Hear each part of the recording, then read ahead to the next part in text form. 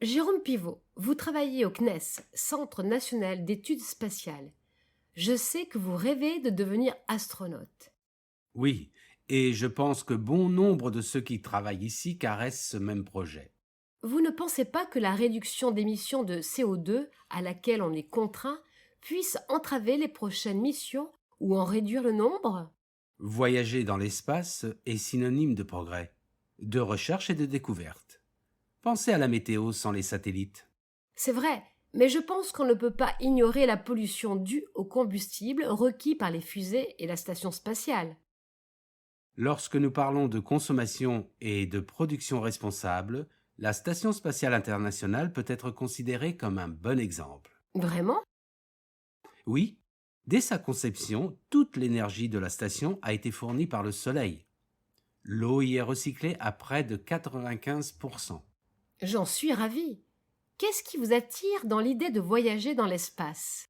Une occasion unique de découvrir et d'explorer de nouveaux horizons, de nouvelles frontières et de nouvelles possibilités. On a beaucoup entendu parler de ce que les astronautes éprouvent quand ils sont à bord de la station spatiale en absence de gravité.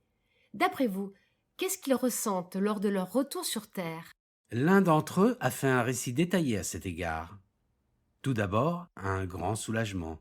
Et tout de suite après, la grande joie d'être de nouveau sur Terre. Et pourtant, on lui en fait voir de toutes les couleurs à cette pauvre Terre.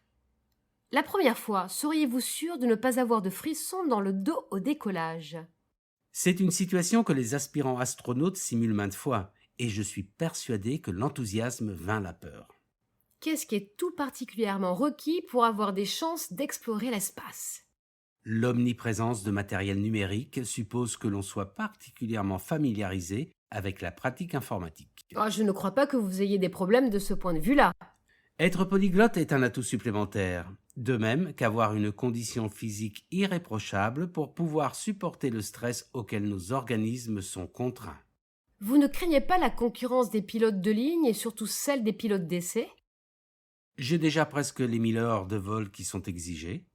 Je sais que ce n'est pas comme marcher sur des roulettes et qu'il faut être prêt à profiter de la défaillance d'un collègue.